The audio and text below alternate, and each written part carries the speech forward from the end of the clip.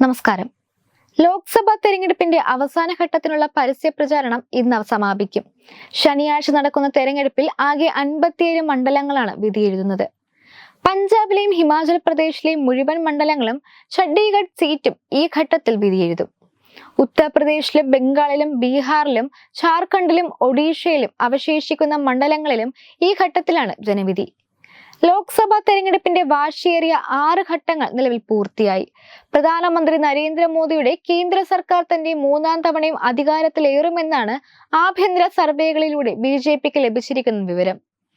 രാജസ്ഥാൻ, ഹരിയാന, കർണാടക, മഹാരാഷ്ട്ര എന്നിവിടങ്ങളിൽ മൊത്തം 17 സീറ്റുകൾ കുറയുമെന്ന് പ്രതീക്ഷിക്കുന്നുണ്ടെങ്കിലും തെലങ്കാന, ഒഡീഷ, പശ്ചിമ ബംഗാൾ, അസം എന്നിവിടങ്ങളിൽ നേട്ടമുണ്ടാകുമെന്നാണ് പാർട്ടിയുടെ തെരഞ്ഞെടുപ്പ് തന്ത്രജ്ഞർ പറയുന്നത്.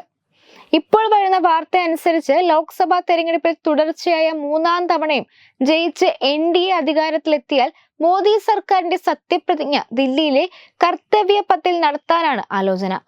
3ാം സർക്കാരിന്റെ സത്യപ്രതിജ്ഞാ ചടങ്ങ് കർത്തവ്യ പത്തിൽ നടത്താൻ മോദി താൽപര്യം അറിയിച്ചതായാണ് റിപ്പോർട്ടുകൾ വരുന്നത്. ജൂൺ 9-നോ 10-നോ സത്യപ്രതിജ്ഞ നടന്നേക്കുമെന്നാണ് ഉദ്യോഗസ്ഥർക്ക് ലഭിച്ചിരിക്കുന്ന സൂചന. മോദിയുടെ സത്യപ്രതിജ്ഞാ ചടങ്ങിൽ 8000-ലധികം പേരെ പങ്കെടുപ്പിക്കാനും ആലോചനയുണ്ട്. തത്സമയ സംപ്രേഷണത്തിനായി 100 ക്യാമറകൾ സജ്ജമാക്കാനാണ് ദൂരദർശൻ തീരുമാനിച്ചിരിക്കുന്നത്. ഇതുമായി ബന്ധപ്പെട്ട് പ്രസാർ ഭാരതി ഉദ്യോഗസ്ഥരുടെ യോഗം ചേർന്നു.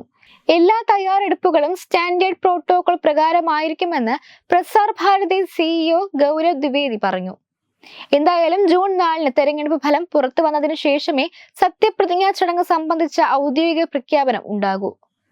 സത്യപ്രതിജ്ഞാ ചടങ്ങിന് ഏർപ്പെടുത്തേണ്ട ക്രമീകരണങ്ങൾ സംബന്ധിച്ച് മെയ് 24-ന് കേന്ദ്ര വാർത്താ വിതരണ മന്ത്രാലയത്തിൽ നടന്ന യോഗത്തിൽ ചർച്ച നടന്നിരുന്നു. ദൂരദർശൻ, ഓൾ ഇന്ത്യ റേഡിയോ എന്നിവയിലെ ഉദ്യോഗസ്ഥർ ഈ യോഗത്തിൽ പങ്കെടുത്തിരുന്നു. എന്നാൽ ഈ യോഗത്തിൽ സത്യപ്രതിജ്ഞാ വേദിയോ തീയതിയോ സംബന്ധിച്ച ഔദ്യോഗികമായ ഒരു അറിയിപ്പും നൽകിയിരുന്നില്ല. ഇതേക്കുറിച്ച് പ്രധാനമന്ത്രിയുടെ ഓഫീസും പ്രതികരിച്ചിട്ടില്ല. കഴിഞ്ഞ 2 തവണയും പ്രധാനമന്ത്രി പദത്തിലേക്കുള്ള മോദിയുടെ സത്യപ്രതിജ്ഞാ ചടങ്ങ് നടന്നത് രാഷ്ട്രപതി ഭവനിലായിരുന്നു. 2014 മെയ് 26 തിങ്കളാഴ്ചയും 2019 മെയ് 30 വ്യാഴാഴ്ചയുമായിരുന്നു സത്യപ്രതിജ്ഞാ ചടങ്ങ് നടന്നത്. എന്നാൽ രാഷ്ട്രപതി ഭവനിൽ സ്ഥലപരിമിതിയുണ്ട്. കഴിഞ്ഞ തവണ സത്യപ്രതിജ്ഞ ചടങ്ങിൽ 8000 അതിഥികൾക്ക് മാത്രമാണ് പങ്കെടുക്കാൻ സാധിച്ചത്. ഇത്തവണ അതിൽ കൂടുതൽ പേരെ ചടങ്ങിലേക്ക് ക്ഷണിക്കാനാണ് BJP തീരുമാനം. ഈ സാഹചര്യത്തിൽ കൂടിയാണ് ചടങ്ങ് രാഷ്ട്രപതി ഭവന് പുറത്തു നടത്താൻ BJP ആലോചിക്കുന്നത്. വെബ് ഡെസ്ക് തത്വമൈ TV.